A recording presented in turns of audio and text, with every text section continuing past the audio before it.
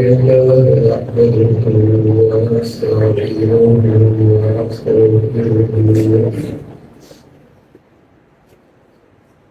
الحمد لله نحمده ونستعينه ونستغفره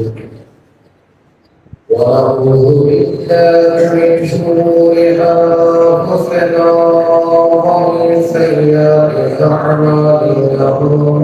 من يهده الله فلا مضل له ومن يضلل فلا هادي له ونشهد أن لا إله إلا الله وحده لا شريك له ونشهد أن سيدنا ونبينا ومولانا محمدا عبده ورسوله قال الله تبارك وتعالى في القرآن المجيد والفرقان الحميد ومن أعرض عن ذكري فإن له معيشة ضنكا ونحشره يوم القيامة أعمى صدق الله العظيم وقال الله تبارك وتعالى في شأن حبيبه مخبرا ونذيرا إن الله وملائكته يصلون على النبي يا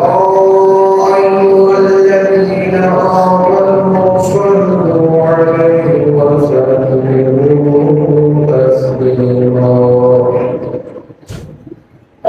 اللهم صل على سيدنا ونبينا محمد وعلى آله وأصحابه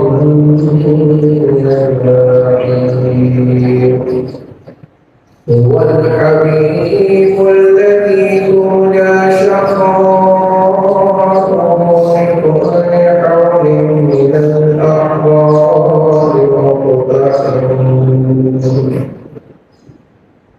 مولاي صل وسلم دائما أبدا على حبيبك خير الخلق كلهم صلاة والسلام عليك يا رسول الله وعلى آلك وصحبك يا حبيب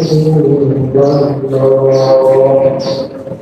صلاة والسلام عليك يا رحمة للعالمين وعلى آلك وأصحابك يا شفيع المسلمين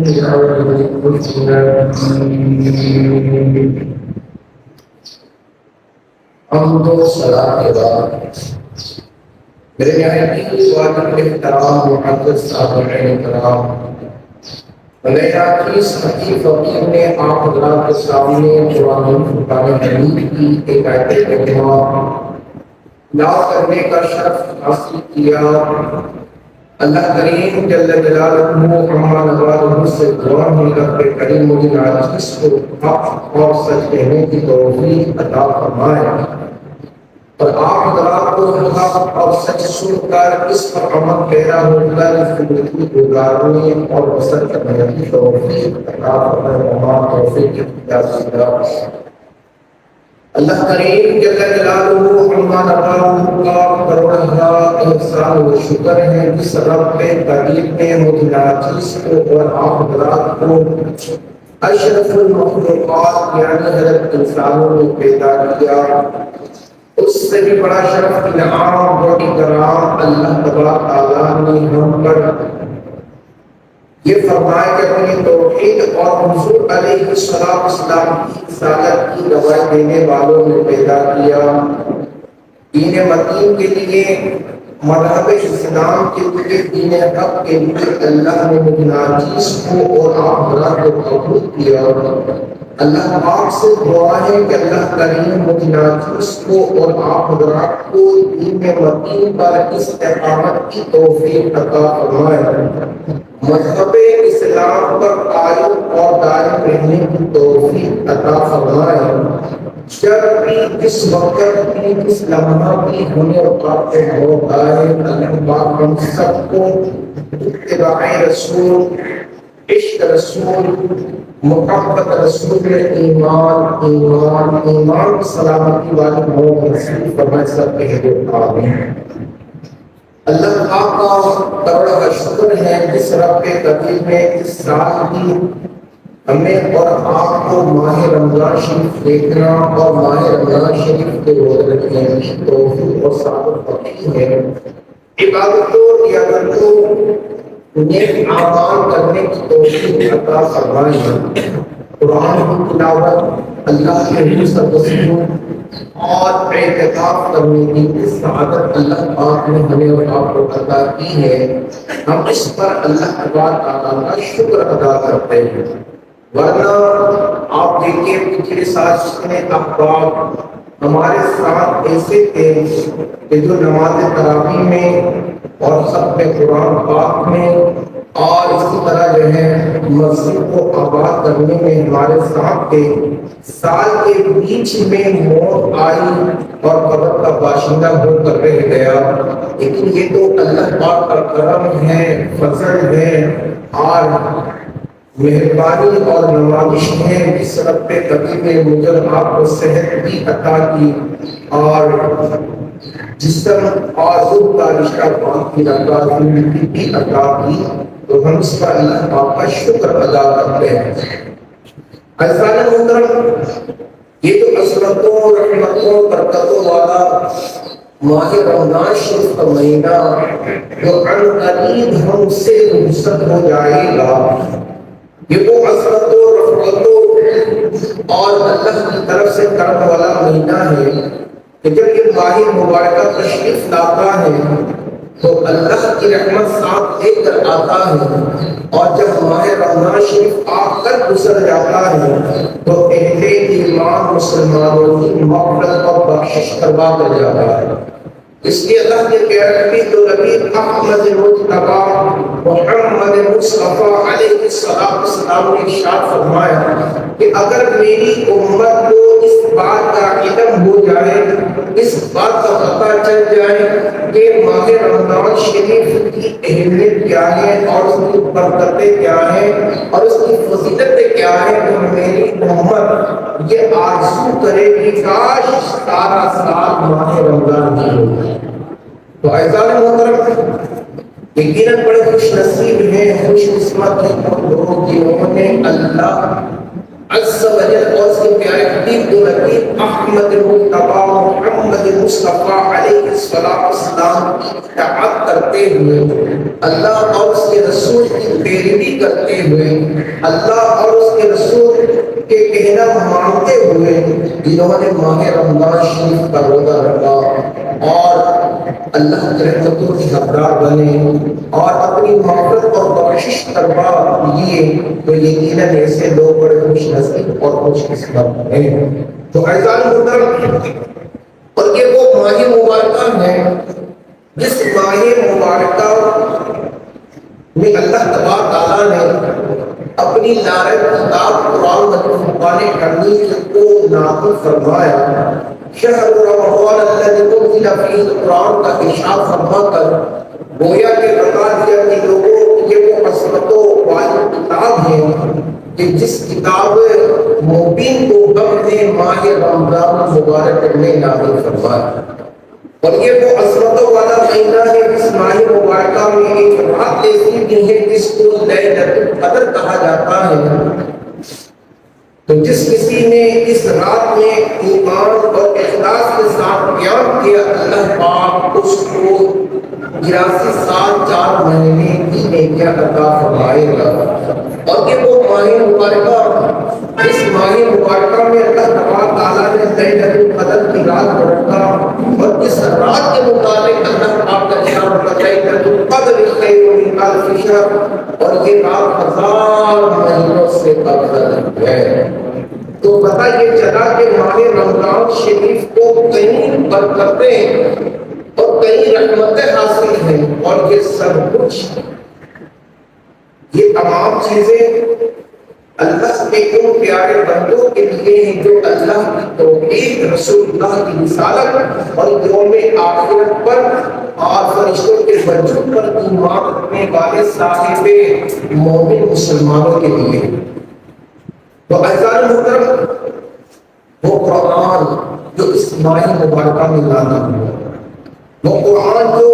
حضرت انسان اور صاحب مومن مسلمانوں کے لیے رشد و ہدایت کا ذریعہ بن کر آیا، وہ قرآن، جس قرآن کو اللہ تبارک تعالیٰ نے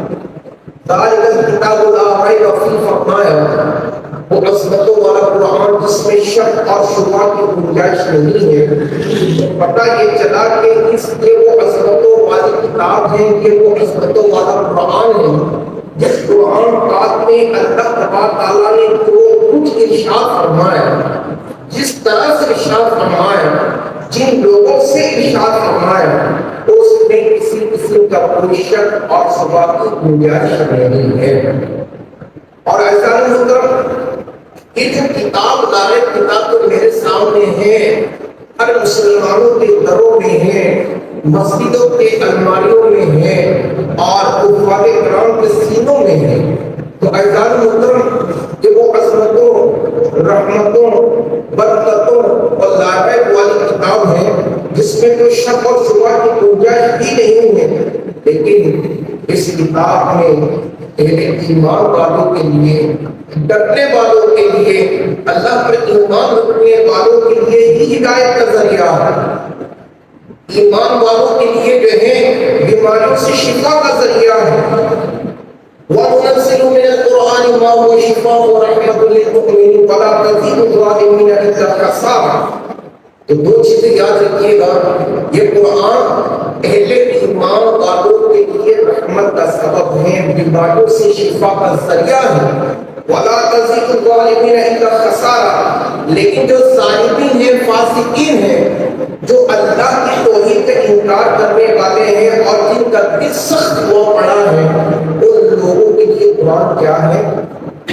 فائدہ مند نہیں ہے۔ تو یاد رکھیں، ہر چیز کے دو پہلو ہوتے ہیں، اچھے اور برے۔ تو اعزاز محترم، یہ قرآن اچھا ہی ان لوگوں کے لیے ہے، ذالک الکتاب لا ریب فیہ،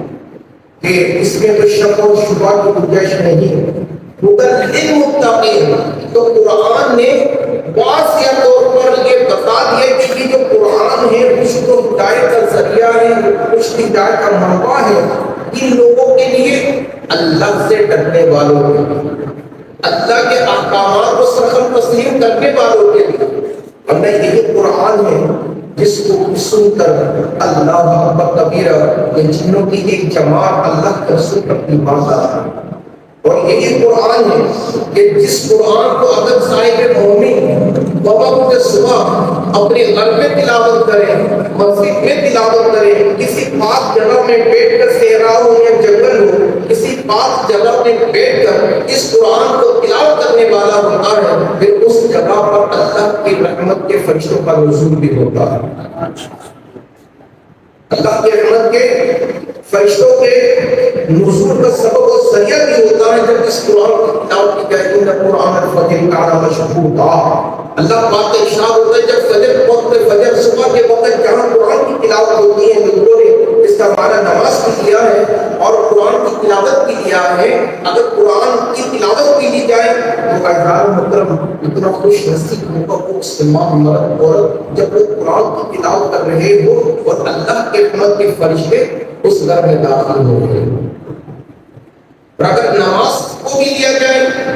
وقت نماز فجر کو لیا جائے، تو وہ مومن مرد عورت اتنا خوش نصیب ہے کہ جب وہ اپنے گھر میں کھڑے ہو کر نماز پڑھ رہے ہو اور اس نماز کو قرآن کی تلاوت کر رہے ہو تو مطلب اللہ کی رحمت کے فرشتے تشریف فرما ہو تو بتائے اس گھر میں کس قدر برکتوں اور رحمتوں کا نزول ہو۔ یہ وہ قرآن کہ جس قرآن کو سن کر صحابہ کرام علیہم رضوان کی قوم کی طرف نکل جاتے ہیں، ورنہ وہ وقت کو یاد کریں کہ جو لوگ اپنی بچیوں کو زندہ درگور کر دیا کرتے ہیں، وہ وقت بھی تو یاد کریں کہ لوگ سود کو جو ہے جائز منافع سمجھ کر جو ہے سودی لین دین کیا کرتے تھے، وہ وقت بھی تو یاد کریں کہ مختصر سی معمولی سی لڑائی جو ہے اللہ کا قدر سال چلتی رہتی تھی۔ پھر یہ قرآن جب کچھ ہدایت کا منبع بن کر آئے، جب یہ قرآن اللہ کی طرف سے رحمت بن کر آئے، جب یہ قرآن اللہ کی طرف سے مہربانی اور عنایت بن کر آئے تو اسی قرآن کی آیتوں کو سن کر کہ جو لوگ باقی سود کے کاروبار کو جائز سمجھتے تھے، اپنے حالات سمجھتے تھے، اب وہ توبہ کرتے ہیں۔ قتل کرنے کو جو جائز سمجھتے تھے، قتل کرنے سے توبہ کر لیے، اپنی بچیوں کو زندہ درگور کر دیا کرتے تھے، اس قرآن کی آیت کریمہ کو پڑھ کر سن کر جو ہے وہ اپنی بچیوں کو جو ہے زندہ درگور نہیں بلکہ رحمت خداوند کو سمجھ کر اپنی بچیوں کو سینے سے لگانا شروع کیا۔ تو یہ قرآن ہے، یہ اللہ پاک کا لارے کتاب کے قرآن ہے جو مسلمان تیرے لیے اس کو ہدایت کا ذریعہ ہے۔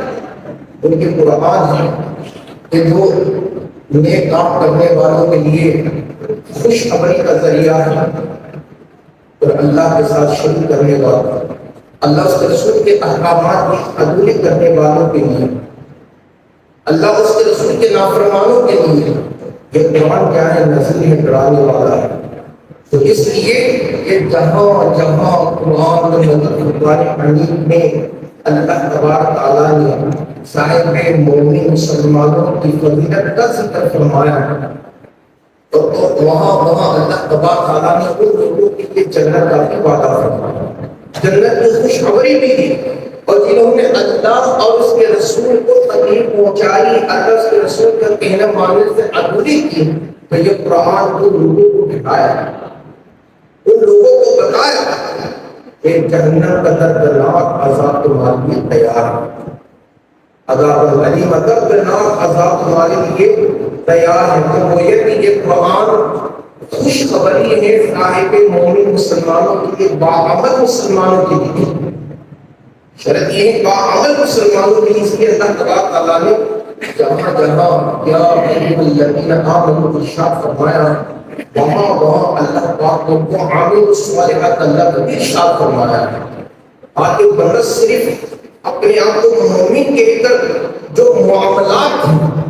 جو دیگر کے معاملات ہیں، حقوق کے معاملات ہیں، بیوی بچوں کے حقوق کے معاملات ہیں، کاروباری معاملات ہیں، زندگی کے جو بھی شعبہ جات ہیں، وہ تمام شعبہ جات میں جو ہے یہ قرآن بندے کی رہنمائی کرتا ہے۔ تو اعزاز محترم، اس لیے کہ بندہ ایسا نہ ہو صرف فقط اپنے آپ کو مسلمان کہہ کر باقی جو معاملات ہیں اس سے بڑی سما نہ ہو سکے، اس لیے قرآن میں فرقان حمید نے جو ہے ایمان کے ساتھ اعمال صالحہ کی شرط رکھی ہے۔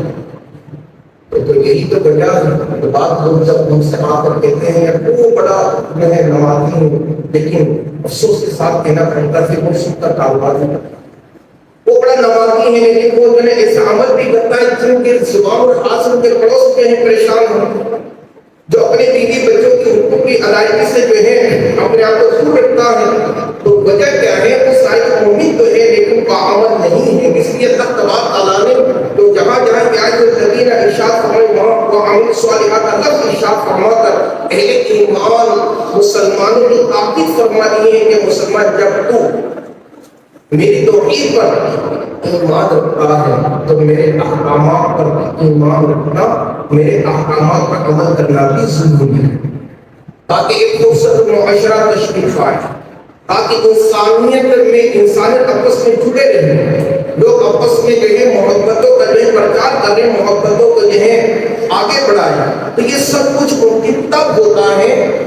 جب بندہ اس قرآن کو پڑھ کر اس پر عمل کرنے والا ہوتا ہے۔ تو اعزاز محترم، قرآن مجید فرقان حمید کی تلاوت کی اپنی فضیلت ہے۔ قرآن کی تلاوت اور اس کو سمجھ نہیں کہ اپنی ایک فضیلت ہے، اور تلاوت کرنے اور اس کو سمجھنے اور اس پر عمل کرنے کی سب سے بڑی فضیلت ہے۔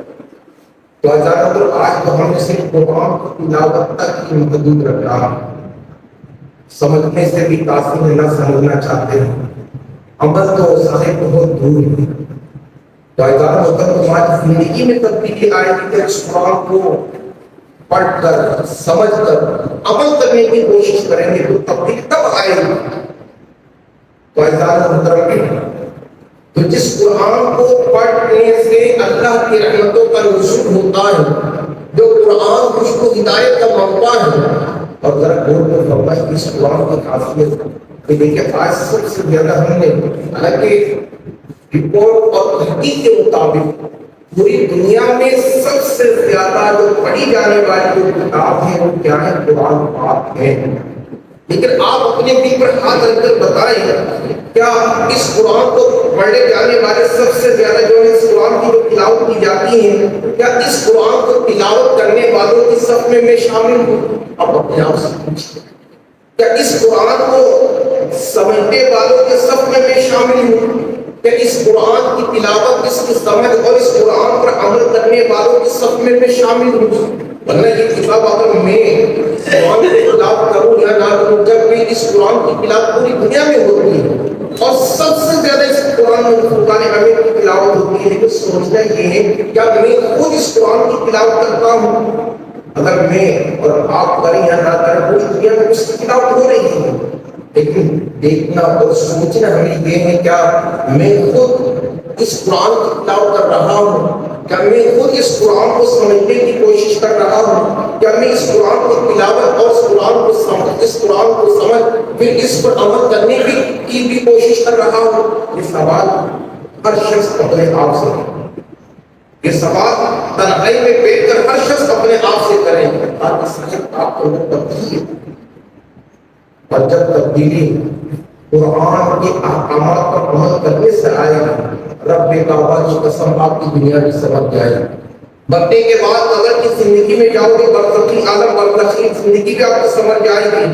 اور کل قیامت کے دن بھی آپ کی زندگی سمجھ جائے گی۔ تو اذان محترم جس آیت کریمہ کی میں نے تلاوت کیا، اب میں آتا ہوں اپنی آخروں آیت کریمہ جس کی میں نے تلاوت کی ہے۔ اللہ پاک کا ارشاد ہوتا ہے وَمَنْ أَعْرَضَ عَنْ ذِكْرِي فَإِنَّ لَهُ مَعِيشَةً ضَنكًا۔ لیکن ہم میں سے اکثر بیشتر ہر کسی کو پتا ہوتا ہے سورہ یاسین کا،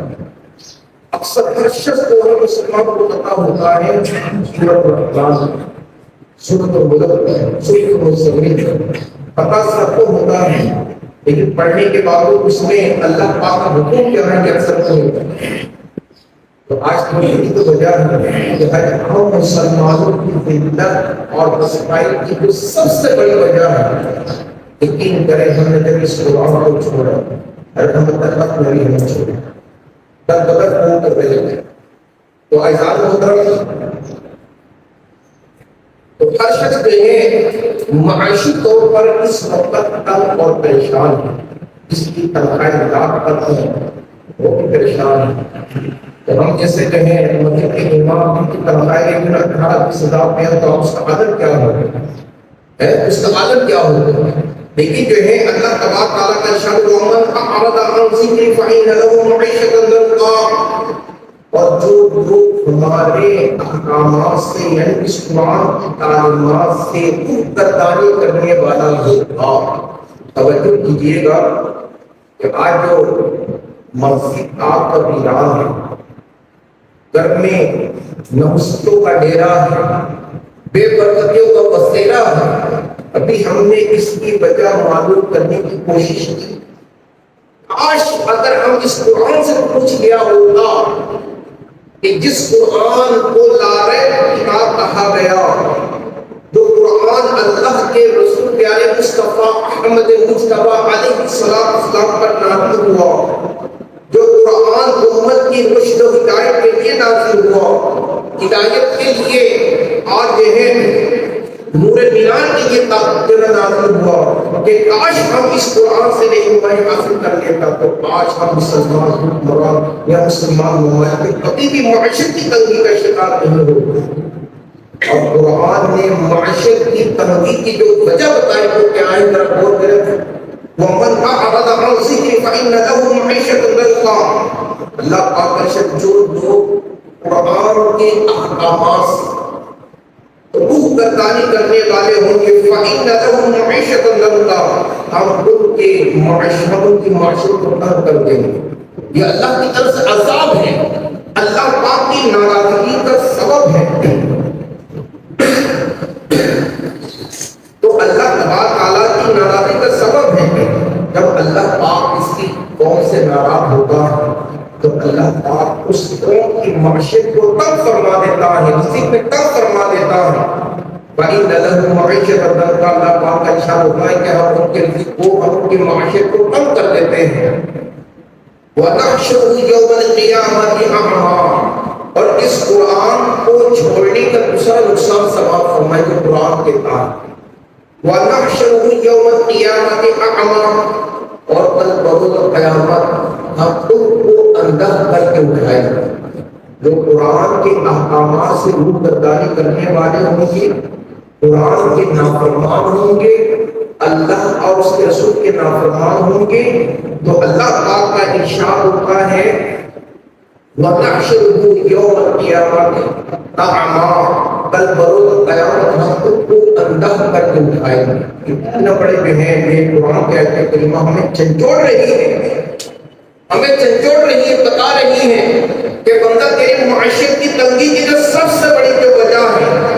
وہ اس قرآن کے احکامات سے روح گردانی ہے. تیری جو ہے معاشرت کی تنگی کی جو سب سے بڑا جو سبب ہے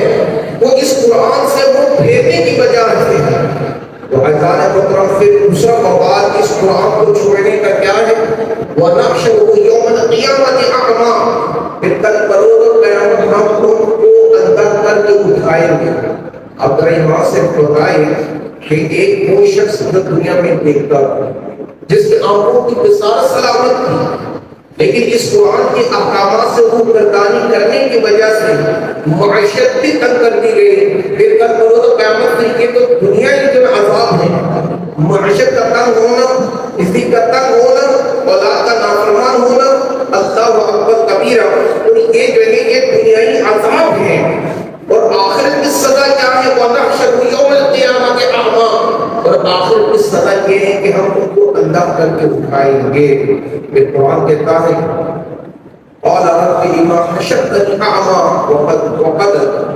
كُنتُ بَصِيرًا. یہ قیامت کا منظر پیش کر رہا ہے قرآن. ذرا توجہ کیجیے گا، جس قرآن سے صاحب ہم دل لگانے کے بجائے ہوئے پڑے ہیں، اس قرآن کو سمجھنے کے بجائے تو ہم پڑھ ہی اس لیے نہیں رہے کہ یار اگر میں سمجھ جاؤں تو مجھے عمل کرنے کی ضرورت پڑے گی. اگر میں اس قرآن کو کی آیت کریمہ کو سمجھ جاؤں اللہ پاک کا حکم کیا ہے تو مجھے عمل کرنا پڑے گا، کیونکہ ایک عموماً یہ بات تو عام ہو گئی ہے اگر انجانے بھی کوئی شخص گناہ کرے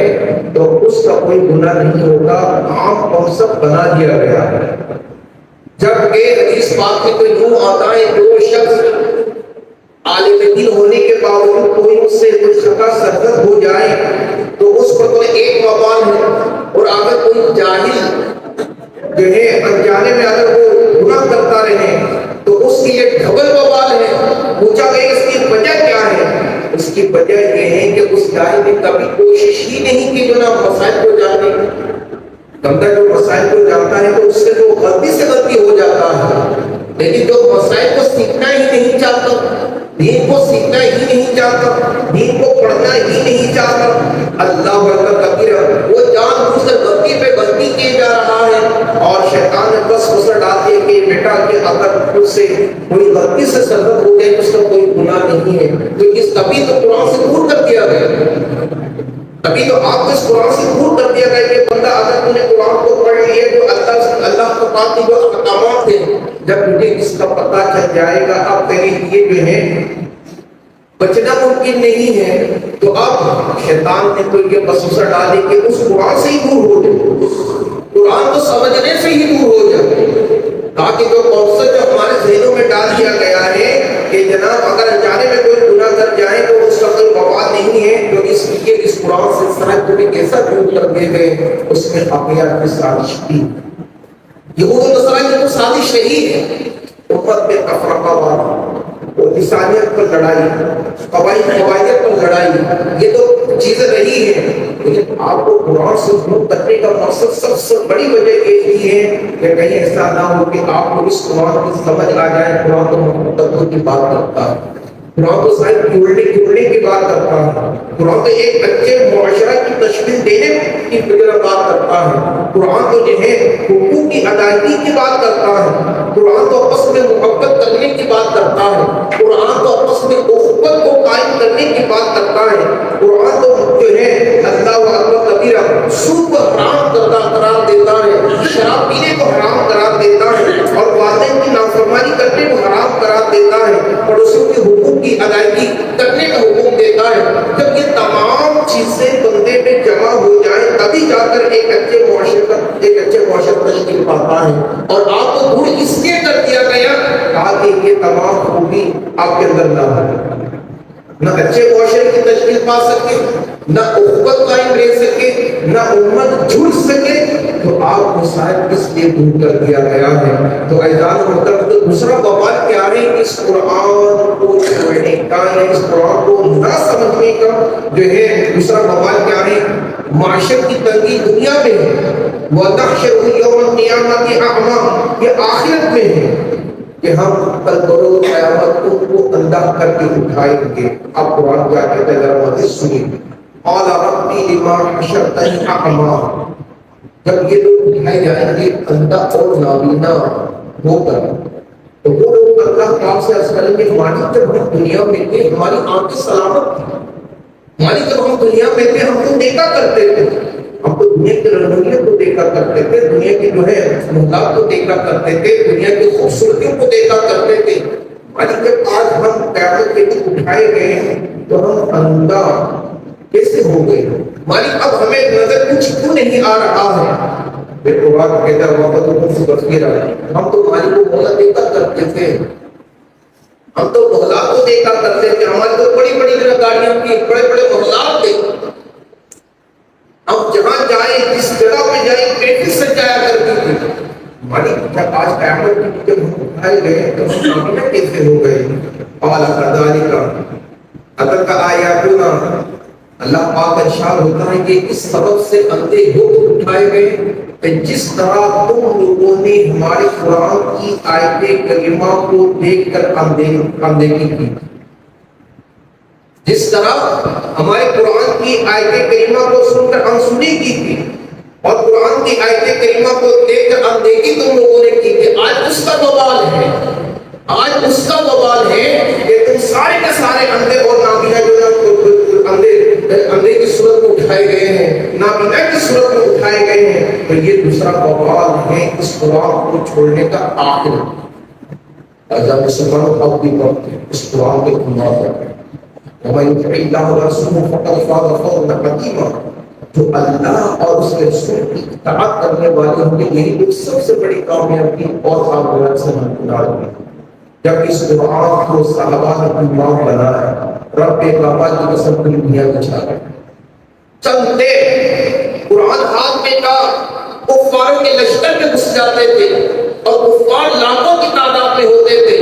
اس کے باوجود فتح یابی مسلمانوں کو ہوا کرتی تھی۔ آزاد محترم وجہ کیا ہے؟ وہ قرآن کو پڑھ کر اس کی اطاعت کرنے والے لوگ تھے، اس قرآن کو پڑھ کر اس پر عمل کرنے والے تھے، اس قرآن کو پڑھ کر سمجھ کر اس پر عمل کر کے زندگی گزارنے والے تھے، پھر اللہ پاک نے ان کو کامیابی اور کامیابی سے ہمکنار فرمایا۔ آج مسلمانوں کی تعداد پوری دنیا میں سب سے زیادہ ہے، لیکن آج رسوائی اور ذلت اور رسوائی میرا مقدر کیوں بنی ہے؟ کبھی ہم نے غور کیا؟ کبھی ہم نے اس پر توجہ دی؟ آج یہود و نصارہ آج آپ پر حاوی کیوں ہے؟ کبھی ہم نے اس پر توجہ دی؟ اللہ اکبر کبیرہ، سب سے بڑی جو وجہ قرآن نے بتایا وہ کیا ہے کہ جب بندہ اس قرآن کو چھوڑنے والا ہوتا ہے پھر اللہ کے رحمت سے دور کر دیا جاتا ہے۔ اللہ کے احکامات کو پڑھنے والے بنے، اس کو سمجھنے والے بنے۔ اب یہ پوری جو ہے قرآن اس آیت کریمہ کی میں کتاب کو آپ کو پڑھ کر اس کی میں سنا رہا ہوں، یہ قرآن کی آیت کریمہ ہے، جس طرح میں نے پہلے عرض کر دیا سورۃ یاسین، سورہ یاسین شریف کا سب کو پتا ہے،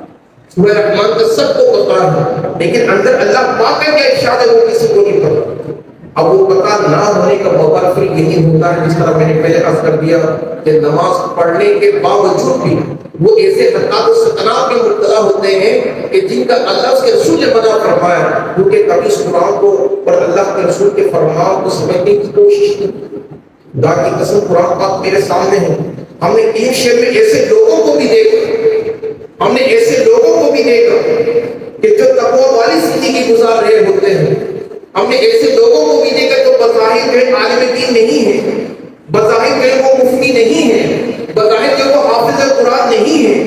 داڑھی میں بھی ہے لیکن وہ حافظ قرآن نہیں ہے، لیکن جب وہ قرآن سے ایسا لو لگایا، جب انہوں نے لو لگایا اور اس قرآن کو سمجھا، خدا کی قسم ایسے تقوی والی زندگی گزاری انہوں نے کہ جب ہم قرآن پاک میں اللہ تبارک تعالیٰ کی طرف سے انعام یافتہ لوگوں کے متعلق احوال پڑھتے ہیں تو وہ تمام چیزیں ہمیں اس بندے میں نظر آتا ہے۔ وجہ کیا ہے؟ قرآن کو پڑھا، سمجھا، اس پر عمل کرنے کی کوشش کی۔ تو جب آج ہم نے اور خاص کر ہمارے مسلم حکمرانوں نے جب اس قرآن کو چھوڑا، ذلت اور رسوائی پسپائی مقدر بن گئی، آج لاکھ اٹھنے کی بھی کوشش کر رہا ہے لیکن اٹھ نہیں پا رہے۔ وجہ کیا ہے؟ جو چیز تمہیں اٹھانی تھی، جس کی برکتوں سے تمہیں اٹھنا تھا، جس کی برکتوں سے تمہیں پوری دنیا میں چھا جانا تھا، جس کی برکتوں سے تمہیں دنیا پر حاوی ہونا تھا، تو ہم تو اس کی برکتوں سے محروم اس لیے ہو گئے کہ ہم نے اس کو پڑھ کر سمجھنا چھوڑ دیا۔ جب اللہ کی رحمت بندہ بھول جاتی ہے پھر یقین کریں، اب آپ کو پتا ہے کہ ہر صاحب مومن مسلمانوں کو جنت کے لیے اتنی کوشش کیوں کرنی پڑتی ہے؟ مسلمانوں کے لیے اتنے احکامات کو کبھی آپ نے غور کیا کہ دیکھیں یہ مسلمان ہے، یہ جو بشر انسان جو ہے یہ سب سے پہلے جو ہے جنت میں ہی تخلیق کی گئی۔ آپ کو پتہ ہے کہ ایک سائنسدان تھے جس نے یہ دعویٰ کیا تھا اور پوری دنیا کے سائنسدانوں کو حیرت کے مقبے میں ڈال دیا۔ وہ کیا ہے؟